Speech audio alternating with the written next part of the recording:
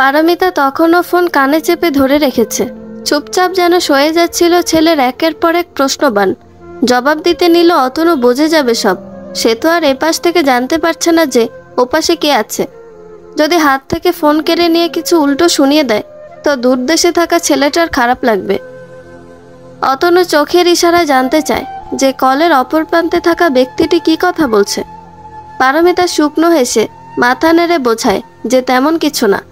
খোকন তখনও একটানা বলেই চলেছে, আমার মা হবার দাবি নিয়ে আর কোনোদিন সামনে আসবে না তুমি। মান সম্মান সব গেছে তোমার জন্য আমাদের।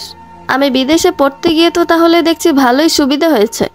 সামনে থাকলে বিয়েটা করতে কি করে? আমায় অপরাধী সাজানোর নাটকটা তো ভালোই করলে। এক মুহূর্তের জন্যে আমারও মনে হয়েছিল যে মাকে একা ফেলে যাচ্ছি, কিন্তু না, আমার মা তো একা থাকতেই পারেন না। ছেলের অপেক্ষায় বসে থেকে প্রহর গুণে শেষ করার চেষ্টারত আদর্শ মা তো তুমি নও। কি কিছু বলছো না কেন? বাসা হারিয়ে ফেলেছো বুঝি? তাই এই বয়সে অমন কাণ্ড করলে মুখে কথা সরবে কি করে? ছেলে আড়ালে যেতেই নিজের আসল রূপ দেখালে। তা পথে ঘাটে রোমান্স করাটা অন্তত বন্ধ রেখো, নইলে তোমার কুকীর্তির দলিল পাঠাতে আমায় কিন্তু লোকে ভুল করবে না বলে ঠাস করে ফোনটা রেখে দিল খোকন। যেন নিজের মনের আক্রোশ মেটাতেই কল দিয়েছিল সে। পারমিতার হাত থেকে ফোনটা পড়ে যেতে সেটা হাতে নিয়ে বিদেশের নম্বর দেখে অতনু যা বোঝার বুঝে গেল। হলের সোফার উপর ধপ করে বসে পড়ে দুহাতে মুখ রেখে নীরবে কাঁদছে পারমিতা। অতনু তার পাশে বসে আছে চুপচাপ। নিঃশব্দ বিরাজ করছে গোটা রুমে। আজ আর কোনো সান্ত্বনার বাণী মুখে আসলো না অতনুর। সে তাকে তার মতো করে নিজেকে সামলে নেবার সুযোগটা দিতে চাইল।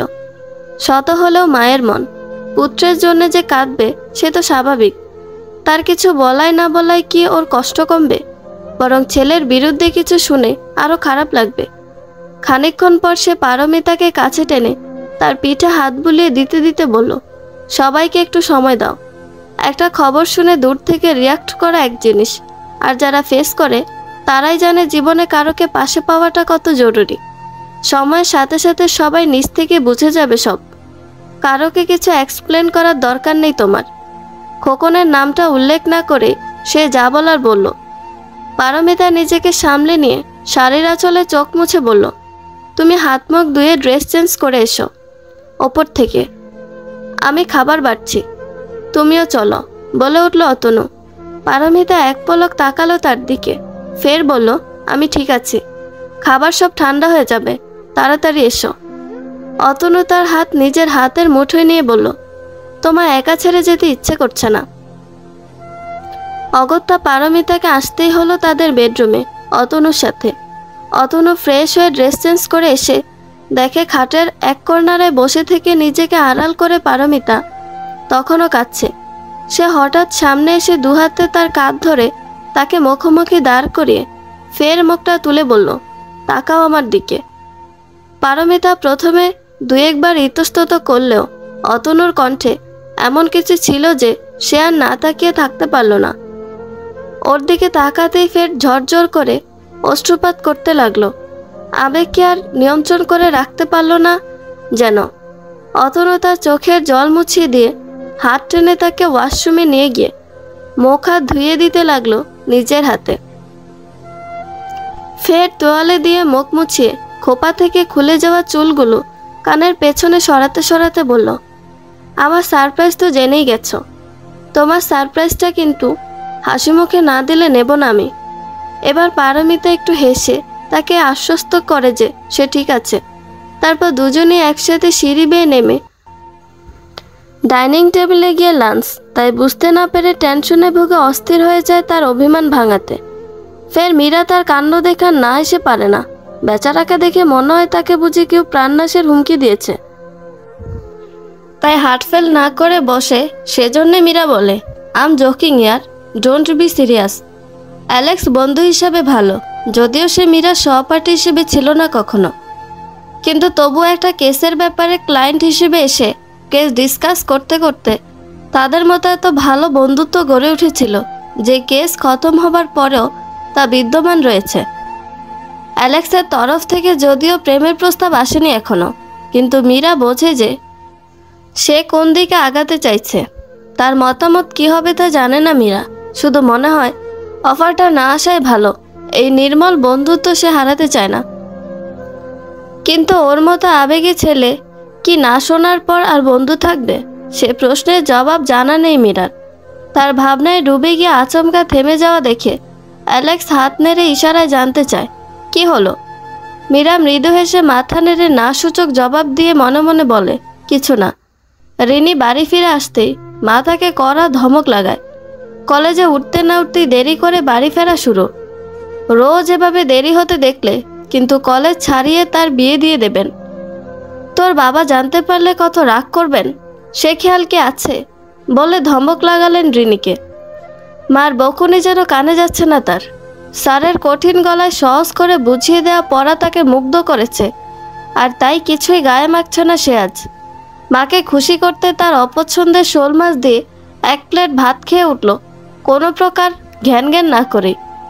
ওদিকে খাওয়া দাওয়ার পর্ব শেষে অতনু আর পারমিতা শুয়ে আছে তাদের বেডরুমের খাটে। ভাতঘুম না কি জানি বলে, সেটা কিন্তু নেই আজ দুজনের কারোরই চোখে। যতই আড়াল করুক মন তো খারাপ হয়ই, মানুষ বলে কথা। কতক্ষণ আর শক্ত থাকা যায়। অতনু আচমকা পারমিতার হাত টেনে তার হাতের তালুতে চুমু খেয়ে বলে, আজ বহু বছর পর যেন সেই স্বাদ পেলাম। পারমিতা শুকনো হেসে বলে, আমায় খুশি করতে বলছ? আমি ঠিক আছি, আর মিথ্যে বলতে হবে না। মিথ্যে যে আমি বলি না তা তোমার চেয়ে ভালো কে জানে বলো, বলল অতনু। পাশাপাশি শুয়ে থাকা পারমিতা এবার কাছে এসে অতনুর বুকে মাথা রেখে বলে, এই আমরা দার্জিলিং কবে যাচ্ছি বলো তো? অতনু মুচকি এসে বলে, তুমি বললে আজই যেতে আপত্তি নেই আমার। সেই কবে থেকেই তো স্বপ্ন বলছি সেখানে যাবার, পাহাড়ের সান্নিধ্যে তোমায় আরও বেশি করে কাছে পাবার।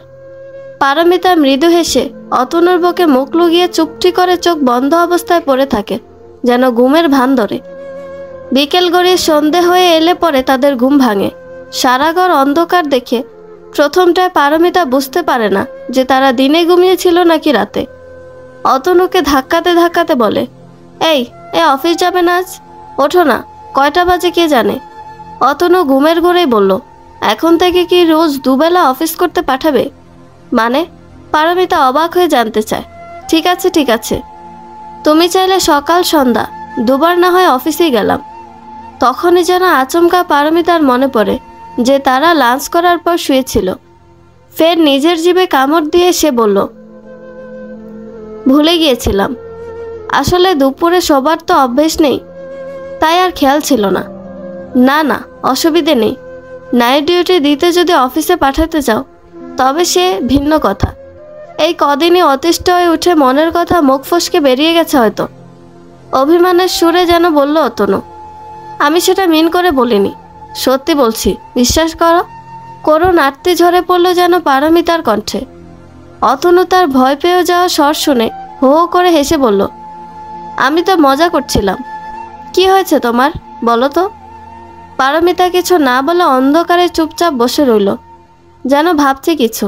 সব হারিয়ে এখন তাকে হারানোর ভয়ই পেয়ে বসেছে, আর তাই অল্পতেই সে ঘাবড়ে যাচ্ছে ইদানিং। অতনুর তা বুঝতে ভুল হয় না। সে উঠে বসে পারমিতাকে দুহাত বাড়িয়ে বুকে জড়িয়ে নিয়ে কিছুক্ষণ চুপচাপ বসে থাকে। কোনো কথা না বলেও যেন একে অপরের সব ব্যথা বুঝে যায় তারা। কিছু কিছু মুহূর্ত আসে জীবনে যখন কথার চেয়ে বেশি কারো আলিঙ্গন আর নির্ভরতার আশ্বাসে ভরা স্পর্শ বেশি দরকার হয় মানুষের। সব সমস্যার সমাধান হয়তো আমাদের কাছে থাকে না সব সময়, কিন্তু পাশে আছে বোঝাতে একটা হাগ অনেক ক্ষেত্রে টনিকের মতো কাজ করে। পারমিতা তার সেই নিরাপদ আশ্রয়ে যেন ফের সাহস খুঁজে পায়। একটা সময় পর দুজনেই উঠে যায়। অতনু ঘরে লাইটের সুইচ অন করে বিজনেস রিলেটেড কটা কল করতে থাকে, আর পারমিতা নিচে নেমে কিচেনে চা বানিয়ে আনে। দুজনেই আজ বারান্দায় বসে চা খেতে খেতে দার্জিলিং ভ্রমণের পরিকল্পনা নিয়ে গল্প করছে। শুরুতে পারমিতা তাকে চা নাস্তা খেতে দিয়ে নিজে চুপচাপ বসে থেকে চায়ে চুমুক দিচ্ছিল শুধু একটু পরপর। তার অন্যমনস্কতা দেখে অতনু হঠাৎ প্রসঙ্গটা তুলল, যাতে একটু হলেও তার মন ভালো করতে পারে। কাল কিন্তু লাঞ্চের পরে বেরোচ্ছি। তুমি তৈরি থেকো, বলল অতনু। কোথায়? পারমিতা জানতে চাইল। কি নিয়ে জানি কথা বলছিলাম আমরা এতক্ষণ? দার্জিলিং, একটু হেসে বলল পারমিতা। তাহলে সেখানেই যাচ্ছি। এখনো তো কিছু গুছগাছি হয়নি, কটা দিন পরে গেলে হয় না? একটু ইতস্তত করে বলল পারমিতা। না, হয় না, কারণ এখনই তোমার একটা চেঞ্জ দরকার। আমি ঠিক আছি, তুমি অত ভেবো না অতনু। কত যে ঠিক আছো তা তো দেখতেই পাচ্ছি। সবাই মিলে যেভাবে তোমার জীবনটা বিষিয়ে তুলেছে, তাতে এখনই কোনো স্টেপ না নিলে তুমি ডিপ্রেশনে ভুগবে। আচ্ছা, কখন যাচ্ছি আমরা? কথা ঘোরাতে বলল পারমিতা। কাল দুপুর 3টার পর ফ্লাইট, বলল অতনু। আচ্ছা আচ্ছা, তাহলে তো বেশি সময় হাতে নেই। সকাল থেকে আমায় লাগেজ গুছিয়ে রাখতে হবে। সাথে আমারটাও। বহুদিন তো ব্যাচেলর হিসেবে নিজেরটা একাই গুছিয়ে নিলাম, এবার হানিমুনে না হয় বই গোছালো, একসাথে দুজনের পোশাক। দেখি কি নিতে হবে তার কতটা সে বোঝে, বলে মুচকি হাসলো অতনু। পারমিতা ভেঙচি কেটে বলল, হানিমুন না ছাই, শুধুই ঘুরতে যাচ্ছি আমরা, তাই বুঝি? আচ্ছা, দেখা যাবে ক্ষণ। পারমিতা চোখ পাকিয়ে তাকাতে, আগে তো যাই, ফের দেখবো কে কি এক্সপেক্ট করে না করে, বলে দুষ্টুমি ভরা চোখে তাকালো। বিয়ের 1 সপ্তাহ যেতে না যেতে ঘুরতে গেলে তোমার ভাইয়েরা জানলে পচিয়ে ছাড়বে আমাদের। হানিমুনে তো মানুষ তখনই যায়, পুরনো বউ নিয়ে কে আর কোথাও খুশি মনে যায় বলো? গেলেও দায়সারা গোছের ভ্রমণ হয় আর কি, বলে ইচ্ছাকৃতভাবে হাই তুলতে লাগলো অতনু। পারমিতা উঠে গিয়ে তার পিঠে কিল মেরে বলল, এসব বললে কিন্তু যাবই না আমি। ফের অতনু মৃদু হেসে বলল, এত ভালোবাসো আমায়? বাসি, আর তাই তোমার অবহেলা হাসিটারটায় সইতে পারি না। অবহেলা? এটা তো জাস্ট ফান করে বললাম। বিবাহিতদের নিয়ে সেই পুরনো কৌতুক, ব্যাড জোকস, খবরদার আর কোনোদিন শোনাবে না কিন্তু আমায়। জো হুকুম মহারানী, বলে হাসলো অতনু। ওদিকে মিহির তার চেম্বার থেকে বেরোতে যাবে, ঠিক তখনই একটা সিরিয়াস কেস এসে হাজির হলো। বছর 25-এর একটা মেয়ে তার সামনে এগিয়ে বলল, ডাক্তারবাবু, আমার একটা সমস্যা যদি দেখে দিতেন তো খুব উপকার হতো। তার অ্যাসিস্ট্যান্ট কিছু বলতে নিচ্ছিল, খুব সম্ভবত যে কাল আসুন, আজকের মতো স্যারের রুগী দেখা শেষ, চেম্বার অফ করে যাবেন তিনি। সবসময় যা বলে থাকে মুখস্থ বলি। মেয়েটি তার ধার দিয়ে না গিয়ে অসহায়ের মতো মিহিরের চোখের দিকে তাকিয়ে রইল যেন। অগত্যা মীর বুঝে গেল যে ডাক্তারবাবু কি বলেন তা না শুনে উনি যাবেন না, আর তাই বিবেকের তাড়নায় তাকে ফের চেম্বার খুলে মেয়েটিকে বলতে হলো, ভেতরে আসুন। এত রাতে একা চলে আসলো, একটু যেন অস্বস্তি বোধ করছিল সে, আর তাই দরজার কাছটায় দাঁড়িয়েই রইল চুপচাপ। মিহির নিজের সিটে বসে তাকে সামনে থাকা চেয়ারটায় বসতে বলল। মেয়েটি কোনো রকমে এগিয়ে এসে বসতেই মিহির এক নজর তাকিয়ে তাকে বলল, কি সমস্যা বলুন তাড়াতাড়ি। মেয়েটি একটু অপ্রস্তুত বোধ করছিল যদিও, ফের ডাক্তারবাবুর কণ্ঠে কিছুটা ভরসা পেয়ে যেন কামিজের ফুল হাতা গুটিয়ে নিয়ে দেখালো যে তার সারা হাতে ঘা মতো হয়ে স্কিন পুড়ে গেছে, টাইপ লাল হয়ে আছে। কিভাবে হলো? মিহির জানতে চাইল। বান্ধবীর বিয়ের মেহেদি সন্ধ্যায় সবাই মিলে জোর করলো, তাই দিয়েছিলাম, আর এখন এই অবস্থা। বাকিদের কি অবস্থা জিজ্ঞেস করলো মিহির। তা তো জানি না, তবে ওদের অভ্যেস আছে হাতে মেহেদি পরার। আপনার নেই? এই প্রথম দিলাম। বাবা একদম পছন্দ করেন না। শুধু অ্যালার্জিক রিয়াকশন বলে তো মনে হচ্ছে না, সস্তা কেমিক্যাল টাইপ রং থেকে স্কিন ইনফেকশন হয়েছে হয়তো। ভালো হয়ে যাবে তো? মানে দাগ টাগ থেকে যাবে কি? একটু হেসে মিহির বলল, দাগ থাকলে সমস্যা কি? মা আমায় খুব বকবে। বিয়ের পাত্রটাত্র দেখা হচ্ছে বোঝেনি তো। মেয়েটির সরল স্বীকারোক্তি শুনে বেশ ভালো লাগলো মিহিরের। এতক্ষণ আড়ষ্ট ভাব নিয়ে থাকলো, একটু কথা বলতেই যে কত সহজ হয়ে গেল। এখন তাকে চেনা পরিচিত কেউ বলেই মনে হচ্ছে তার কাছে। মিহির কিছু মেডিসিন লিখে দিয়ে তার টাইমিং বুঝিয়ে বলে হাতে সাবান জাতীয় কিছু ইউজ করতে নিষেধ করে দেয়। মেয়েটি তাকে ধন্যবাদ দিয়ে টাকা বার করতে নিলে এবার সে বলে, বাহিরে দিবেন প্লিজ। ফিনা নিয়ে রোগী দেখলে কি না কি ভাবত, যদিও মেয়েটির কাছ থেকে ভিজিট নিতে ইচ্ছে করছিল না তার।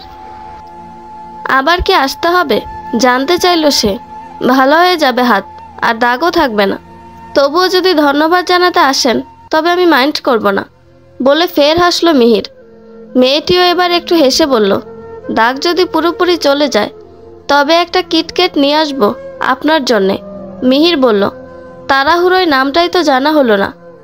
আমি সুপ্তি, MBA করছি। আর আপনি doctor Mihir. I know that, বলে এক ছুটে বেরিয়ে গেল। আনমনে বসে থেকে একটা ঘোরের মতো লাগছিল মিহিরের। অ্যাসিস্ট্যান্ট এসে তাড়া দিতেই সে বুঝলো যে কিছু একটা গড়বড় হয়ে গেছে তার মধ্যে। সকাল থেকে পারমিতা তোড়জোড় শুরু করে দিল লাগেজ গুছিয়ে রাখতে। নাস্তা সেরে অতনুকে বিদায় দিয়ে সে কাজে লেগে পড়েছে। আজ যেন একদণ্ড বসে থাকারও ফুরসত নেই তার। রাতে ডিনার সেরে তাড়াতাড়ি ঘুমিয়ে পড়েছিল আজকের লং জার্নির কথা ভেবেই। এখানকার এয়ারপোর্ট থেকে ফ্লাইটে যেতে 1.5 ঘন্টার বেশি তো লাগবে না, কিন্তু বাগডোগরা এয়ারপোর্ট থেকে আবার 3 ঘন্টা ক্যাবে করে যেতে হবে সেখানে। জার্নিতে কখনোই পারমিতা একটানা ঘুমোতে পারে না, আর তাই রাতে সে লাগেজ না গুছিয়ে ভালো মতো ঘুমিয়ে নিয়েছে। এখন সকাল থেকে তার টেনশন হচ্ছে যে সময় মতো সব গুছিয়ে নিয়ে শেষ করতে পারবে তো। আজ লাঞ্চের জোগাড় রাম সিং করুক, তাকে সেভাবে বলা হয়েছে যে সিম্পল কিছু খেয়েই তারা বেরোবে। গোছগাছের মাঝে আবার বারবার অতনুর কল। ইচ্ছে করেই তাকে ডিস্টার্ব করছে। স্নান করা, রেডি হওয়া, আরও কত কাজ বাকি তার। এখন কি কথা বলার সময় আছে? একটা সি গ্রিন কালারের ক্রেপ সিল্ক শাড়ি বেছে নিল সে আজ পরার জন্যে।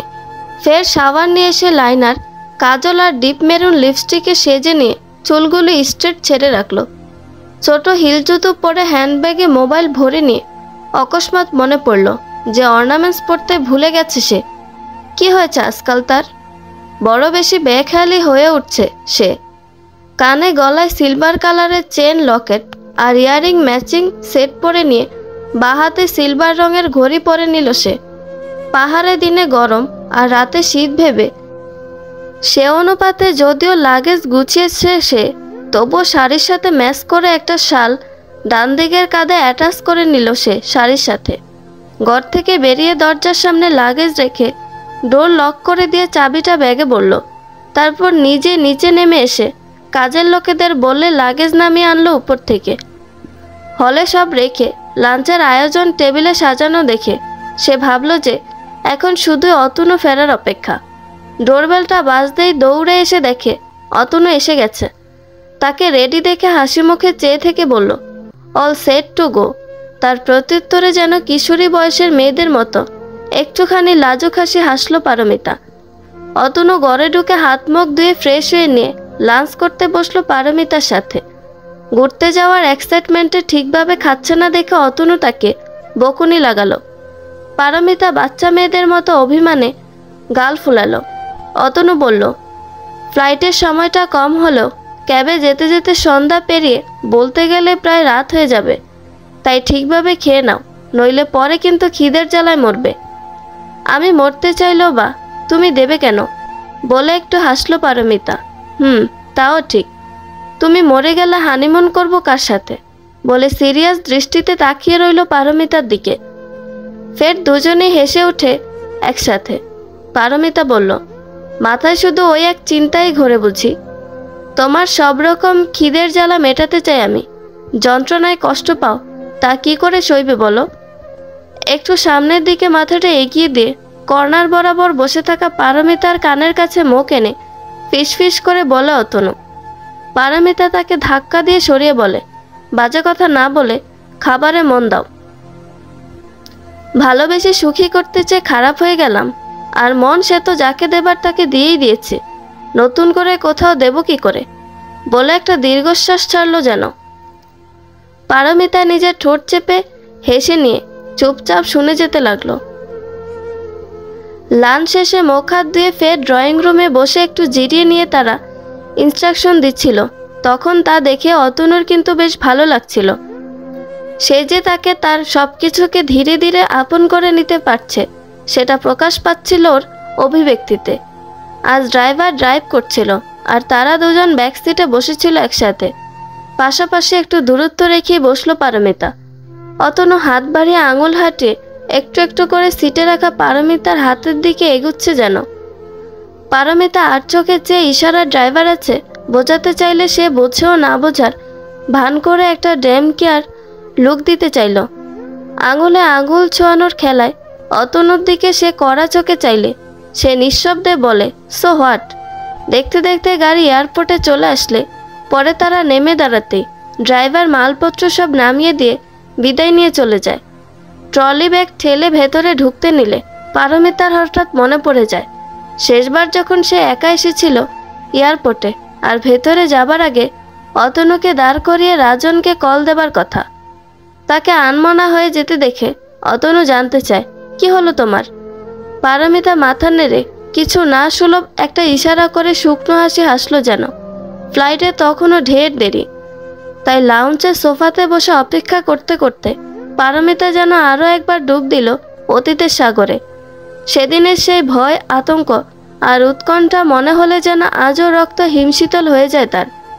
রাজনকে ফাঁকি দিয়ে লুকিয়ে চুরিয়ে যেন এক টুকরো সুখের অন্বেষণে বেরিয়ে পড়েছিল সে। ঘর সংসার সব ছেড়ে ছুড়ে পালাতে মন চাইত তখন। সেসব পেছনে ফেলে এগিয়ে যাওয়া কি অত সহজ? খণ্ড খণ্ড মুহূর্তের সেই দুঃসহ বেদনার স্মৃতিতে আজ হঠাৎ করেই মনে হয় যেন হারিয়ে গেছে সে।